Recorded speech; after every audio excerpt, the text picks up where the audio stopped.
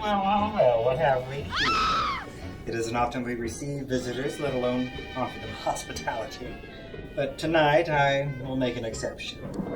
What an adorable costume. A chip off the old cell block. Me? Well, I always come dressed to kill. Only I haven't decided to. I'm a wanted man, but that stands to reason when you look like this. If justice is blind, then tell me, why is it they're always trying to sneak a peek?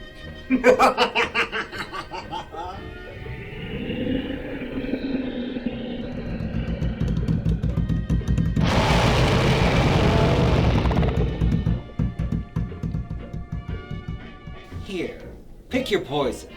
Which do you think is the lesser of two evils? Candy is dandy, but liquor is always quicker. Ah! Wait. What do you say? That's right. That age-old question that has puzzled humanity for generations. Trick or treat? Here, it'll put hair on your chest. And everywhere else for that matter. Come on, drink up.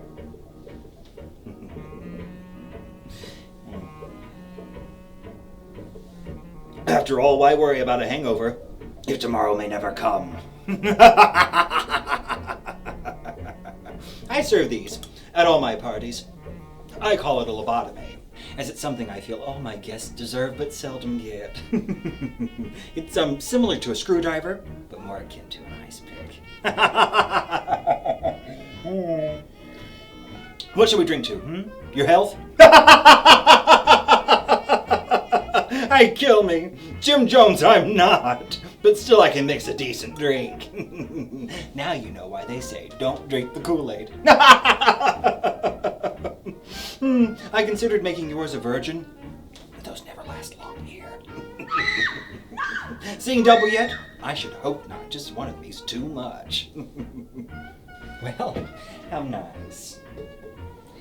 Truth be told, I wasn't expecting you so soon, as the rest of my guests won't be arriving until midnight, the witching hour. You know, when I heard Halloween was canceled, I said over my dead body, and you know as well as I do, the state cannot execute a man twice. After all, this isn't just some silly holiday, not just another date to simply be crossed off the calendar. No!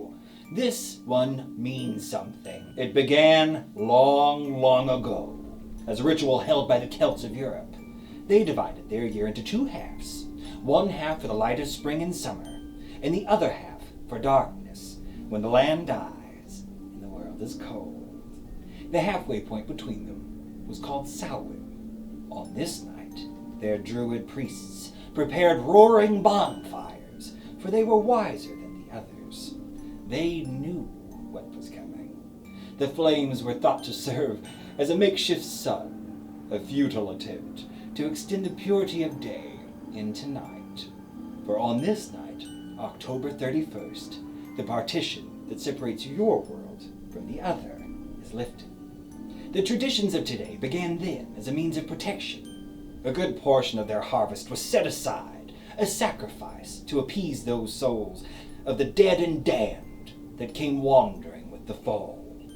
For if they were not satisfied, they'd blight the crops of spring and take from mortal man whatever they wish.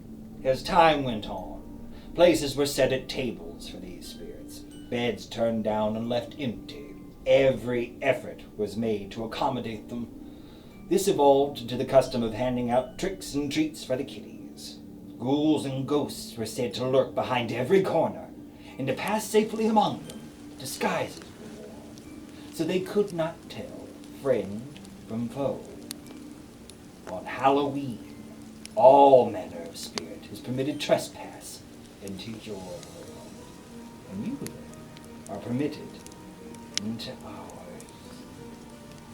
With that in mind, would you like to begin your tour of the estate? There's no turning back now.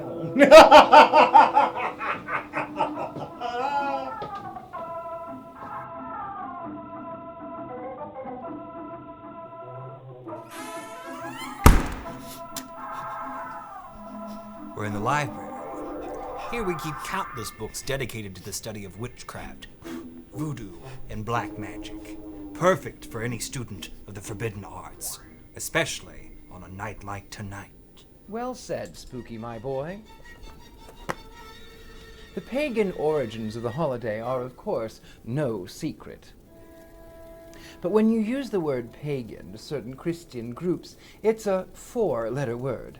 P-A-G-A. I mean a 5-letter word, akin to calling something satanic, or worse, atheist. Now, long before St. Patrick tried to proselytize Ireland and drive away all of those serpents, Catholic Europeans were already celebrating a day called All Saints' Day, or All Souls' Day.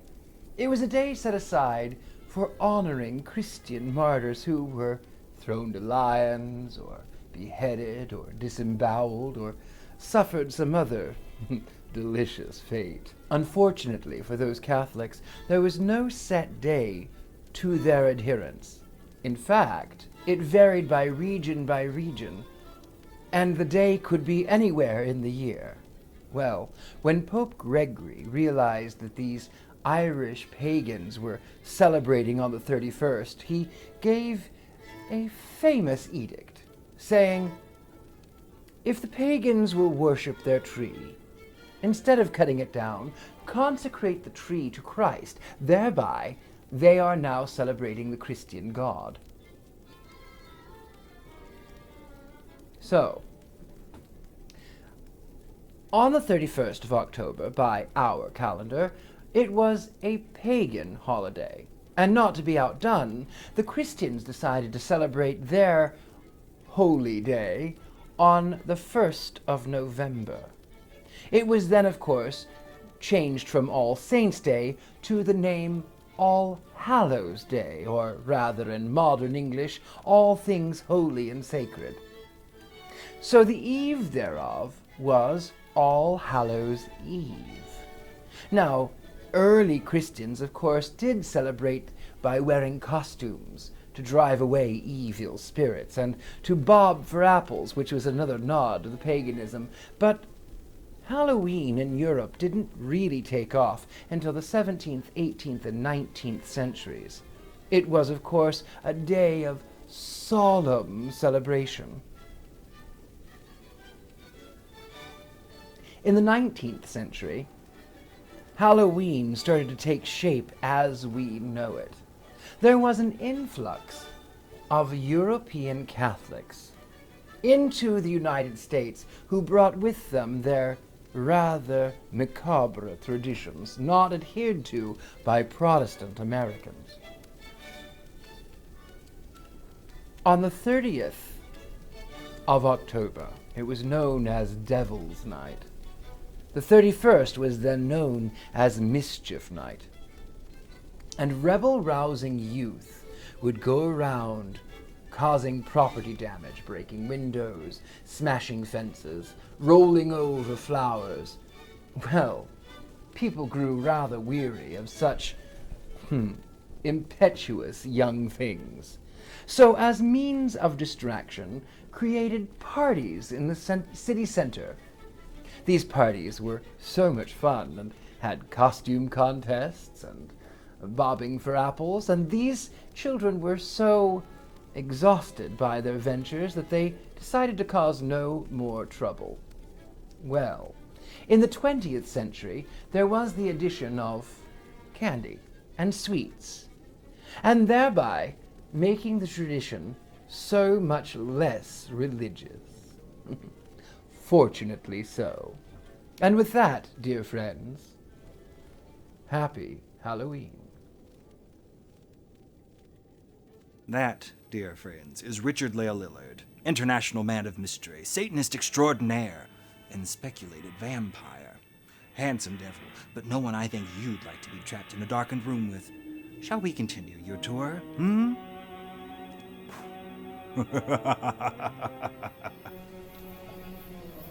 Ah, yes. This is where I left him. The poor fellow. He just sits there year after year as you crudely gouge out his eyes, hack away at his mouth, and carve away whatever nose he has. And by the time you finish dismembering the poor fellow, he's polite enough to smile. If only my past husbands had been so agreeable. Yes, you must scrape away at the contents of his head. Scratch, scratch, scratch, until all that is left is a flimsy pulp. And then, provided the flies haven't got to him first, you have to reach deep inside the gory mess. And...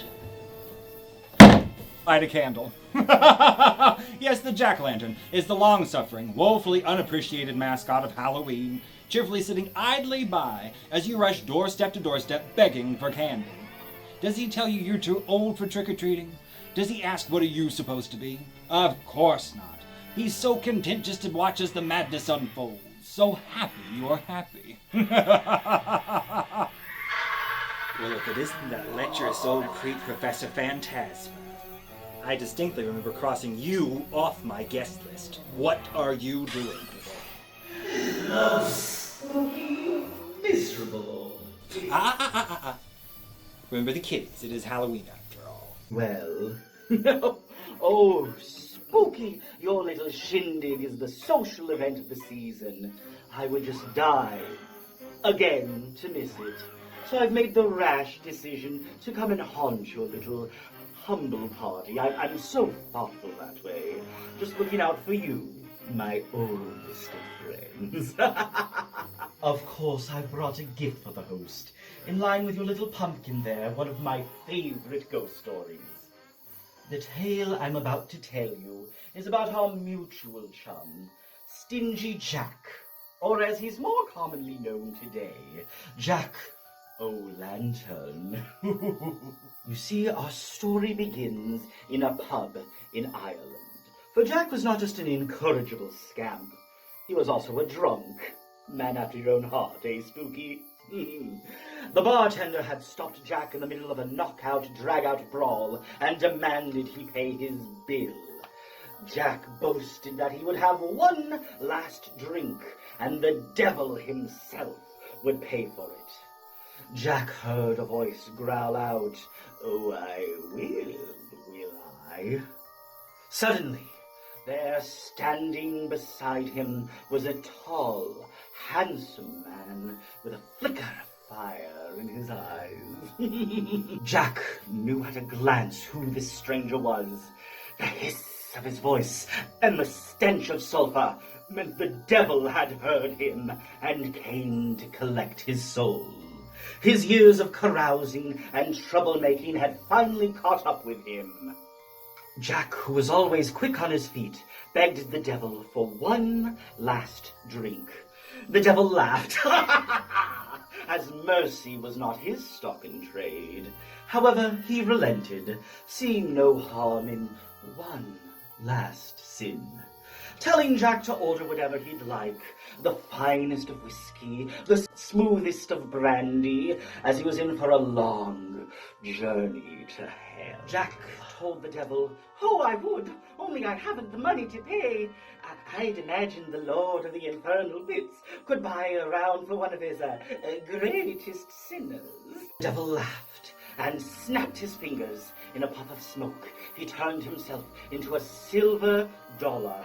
Jack snatched it up and tossed the little coin into his pocket, besides a silver cross his own sainted mother had given him. The coin hopped and wiggled as the devil's voice screamed for release. Jack agreed, but only if the Prince of Darkness met his commands. He demanded the devil not bother him for another 10 years, at which point the devil could take his life, but not his immortal soul. The devil, being at the mercy of Jack, agreed. Jack bolted out of the pub, tossing the coin into the night. In a puff of smoke and a crack of lightning, the devil had vanished. Jack went back to his old tricks, cheating at cards, swindling left and right, wholesome activities. That was at least for another 10 years. The devil, holding true to his bargain, found Jack sleeping off another bender underneath the shade of an apple tree. The clicking of the devil's hooves startled Jack awake. He knew the time had come. Jack, being himself, pleaded with the devil for one last meal. A shiny crimson apple at the tip-top of the highest branch. The devil obliged, as it reminded him of the garden and the fruit he had previously picked for Eve. He slithered up. Jack, working quick as lightning, grabbed his pocket knife and carved a cross into the bark of the tree. The devil growled for release, but Jack could only laugh. Jack knew he had the devil at his command. Jack demanded that the devil grant him another 100 years of life. Then, and only then, may the devil take his life, but not his soul. The devil knew what this meant. He knew what not having claim on Jack's soul would mean. He also knew that Jack was indeed an idiot. With this in mind, he gladly agreed. Jack, oh so pleased with himself, scratched out the cross on the apple tree, and the devil, in a puff of smoke, went back to hell. 100 years came and went. The devil, having grown weary of Jack's tomfoolery, made sure not to wake Jack this time, snatching his life from him as he slept. Jack, thinking that he made the ultimate con, found himself soon ascending to the heavens, to the pearly gates, where he could hear the harps playing and the fluttering of angels' wings. St. Peter stopped him, for he did not recognize this young man. Poring through the book of names, St. Peter could not find the name Stingy Jack. Jack tried his tricks, but St. Peter was no fool. St. Peter could not be fooled. Jack, in short order, found himself careening into the inferno, and the devil waited there to greet him. Jack was baffled, as the devil had promised that he had no claim upon his soul. The devil laughed, knowing this time it was his turn to play a nasty trick. The devil explained to Jack that simply because he was not welcome in hell didn't mean he was wanted in heaven. No. Jack's soul was cursed to wander the earth he so clung to, never again knowing rest, never again knowing peace. As Jack realized his defeat had wandered into the darkness of purgatory, he begged for mercy. The fog was thick, and the night was dark, but Jack had feared nothing in his life but the darkness. Jack wept at the devil's hooves, begging for leniency, for was he not one of the devil's greatest sinners? The devil, finding it in his blackest heart, reached into the flames, plucking out a glowing coal that would burn for all eternity. That would be Jack's only light. As Jack began his lonely climb, back above the dirt, the first thing he noticed was a wild turnip growing upon his grave. He hollowed it out, carving a grimace face like his own, and placed the coal within.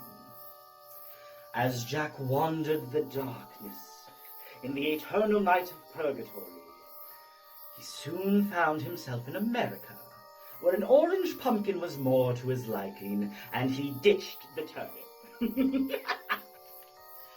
I have booked a spectral singles cruise aboard the Queen Mary. The Titanic was all booked. Oh, now I must be off, and a little late for the shuffleboard. I wish you all a very haunted Halloween, and I'll be seeing you very soon.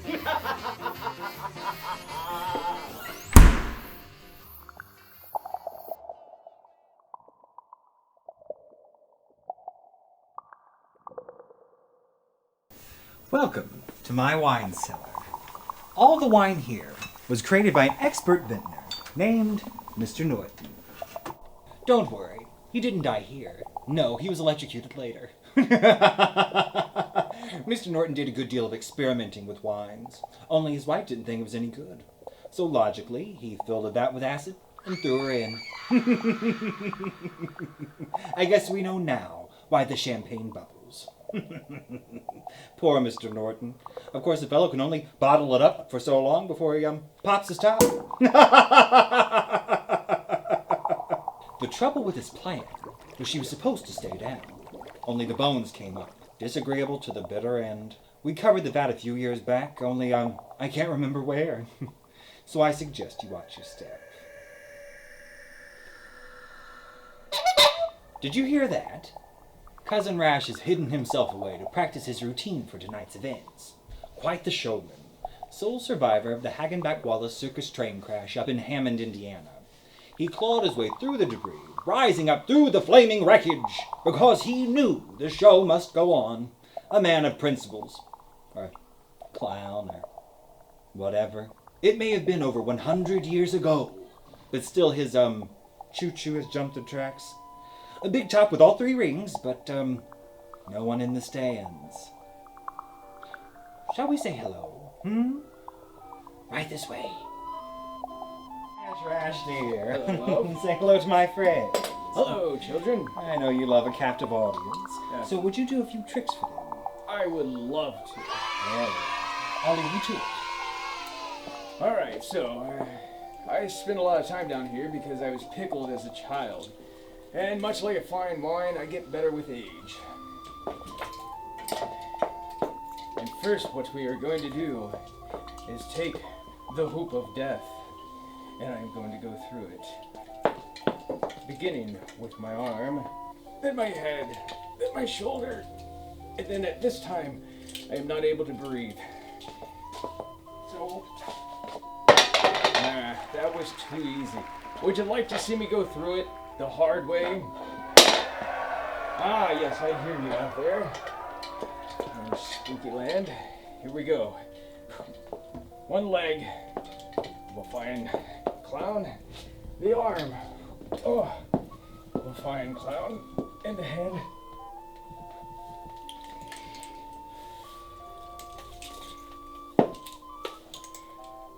Well, now here's the difficult part.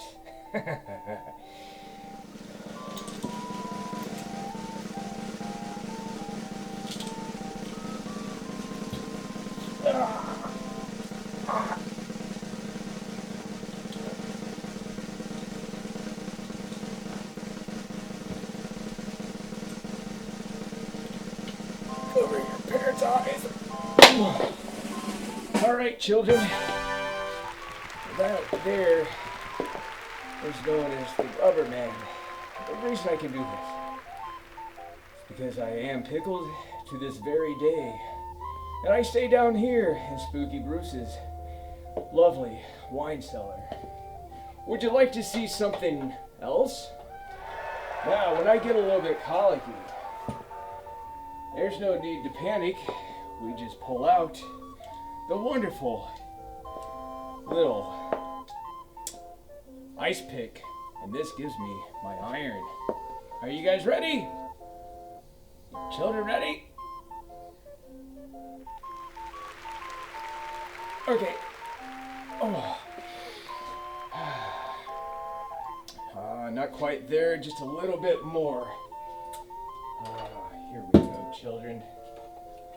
Now, as you can see, I know that I'm going to need the hammer. I've done this plenty of times. Here we go.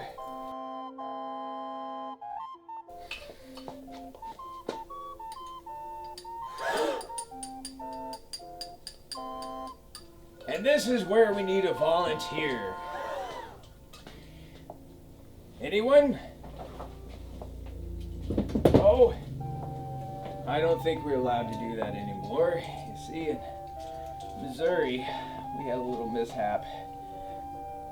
And what goes in? Must come out, children. Well, that is all I have for you tonight, so enjoy the rest of your evening. Thank you very much. Have you had your fill yet? Let's leave the cellar, shall we? On to other things.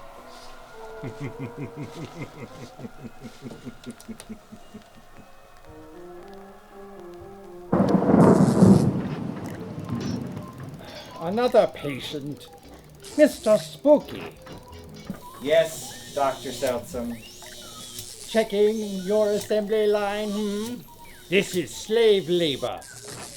If you expect me to finish creating 3 butlers, 2 maids, a bartender, and a Chippendales dancer for tonight's party, I don't have time for another of your pet projects. This is the 3rd of your guests that you have sent down. No. This one won't be needing a makeover. They were bright enough to wear a costume, as the invitation explicitly states is mandatory. I'm sure you've seen to it the others are properly dressed. Forever. Did you ever doubt me? Only when I saw your medical license. This one is nearly finished. A man tailor-made to fit his suit. He's automatic, he's systematic, he's hydromatic. All he needs is the lightning. A well-oiled killing machine. On full throttle. Would you please stop trying to play matchmaker, Dr. Seltzer? Please, my boy, no mention of matches. You know how my creations feel about fire. And you know as well as I do that I'm seeing someone these days. Oh, yes, Mr. Spooky, and he is ever so charming. But it is not about the men in your life, it is about the life in your men. And this one is built to last. Why, just take a look under the hood. He redefines the muscle car. That thing has a face that penicillin couldn't clear up. Would you get on with it? Very well. Wait. Why not allow our guest of honor to throw the sonic oscillator?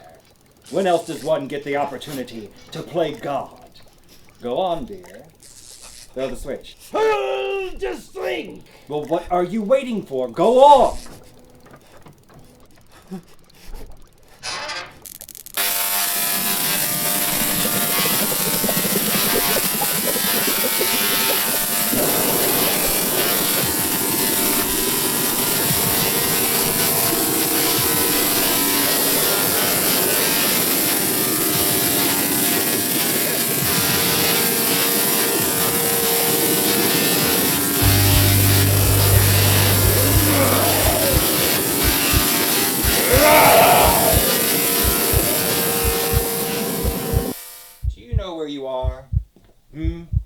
Do you know how many men have died for the privilege to enter this very room?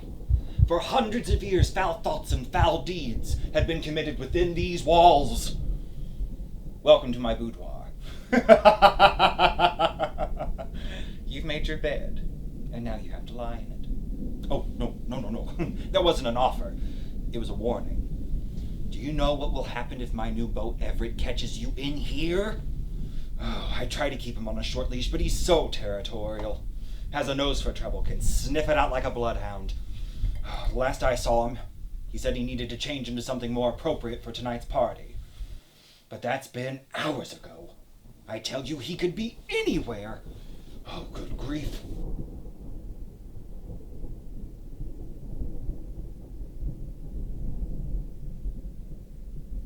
Well, I think the coast is clear. I can't imagine what he would have done if he'd caught us here, together. Talk about getting caught with your pants down. I mean... Everett, baby. Is that your tail wagging, or are you just happy to see me? Well, it's not what it looks like.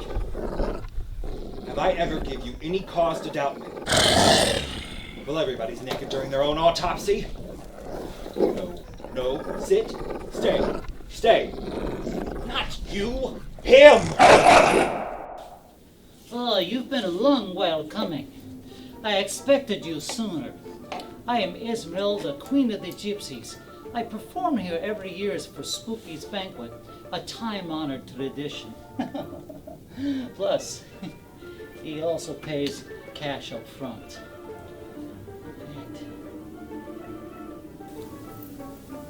And sometimes it doesn't even disappear.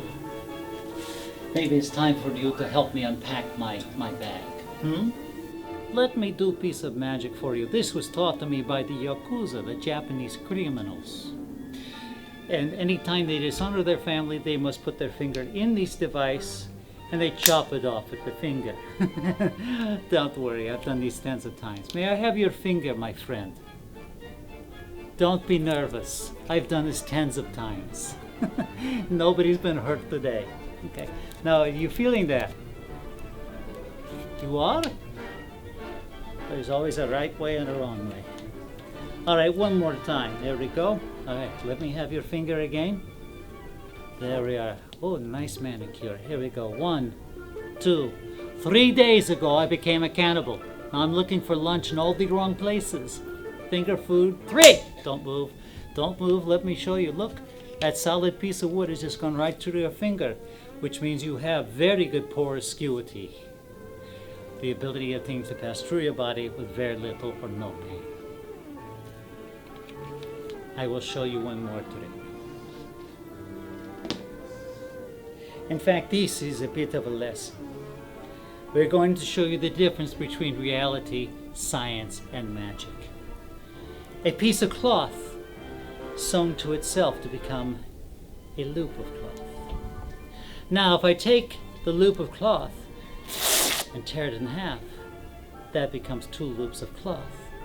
Now, that's reality. Now, let's say there's some sort of scientific principle that we can use to change the reality of this all. The mind says it should become 2 loops of cloth. But science says, no, no, no. I make you into 1 big, long loop of cloth. Now that's reality and science. But we talk about magic. And the magician and the witch goes, We've torn the loop of cloth in half and it's become 2 loops of cloth. We torn the loop of cloth in half and it's become 1 big loop of cloth. But the magician would say what we want from that point on is to tear it in half and it becomes 2 loops of cloth linked together just like that. That's the difference between reality, science, and magic. A chariste. And to thank you for your trouble, my darling, I will read your tarot. No secrets can be hidden. No fate left unseen. Madame Esmeralda knows all, sees all. 3 cards.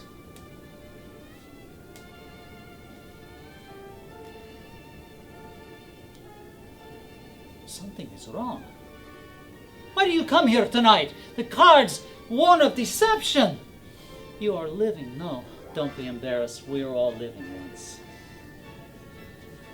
I should have known. You are not Spooky's guest. You are an offering. You were intended for that. For on Halloween should a living soul be sacrificed in the land of the dead. The boundary between the worlds is broken. Death to the living and life to the dead.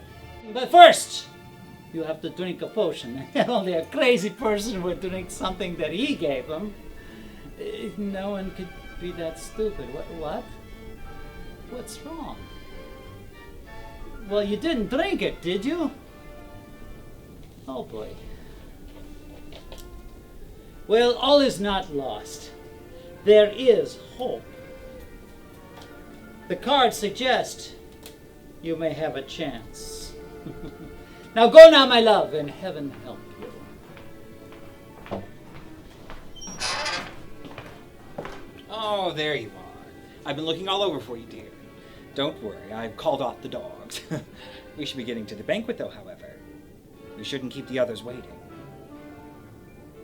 Well, come on.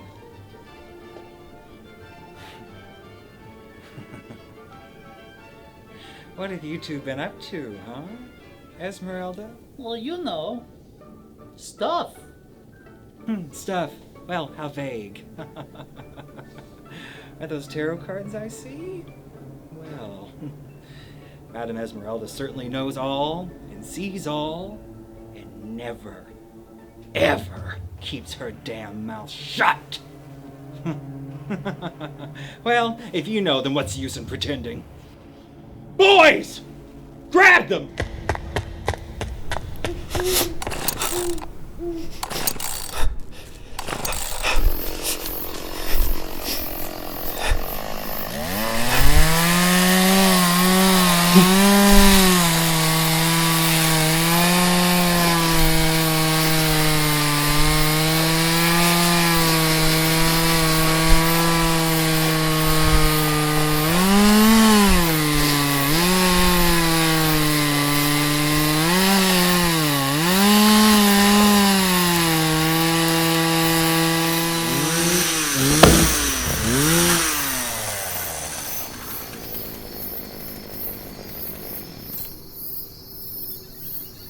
I'm sorry it had to end this way, but we reached our runtime.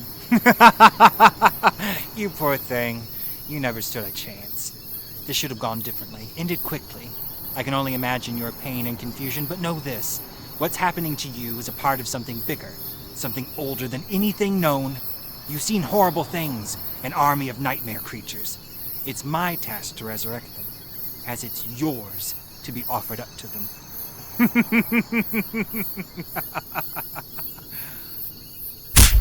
Could you hold in there just a minute? I've not done this in ages, but if you'll humor me. Let's see. How did it go again? Oh, yeah. Remember me as you scroll by. If you liked our show, then please subscribe. As we are now, so you must be. Prepare for death and follow me. Well, figuratively speaking, of course. He cut your Achilles tendon. Well, both, actually. You know what you have to do. Put on a fresh face and help the caterer serve the first course. I preheated the oven for you. Damn it, I'm coming! Keep your collar on, Everett. Hi, Eileen. Okay.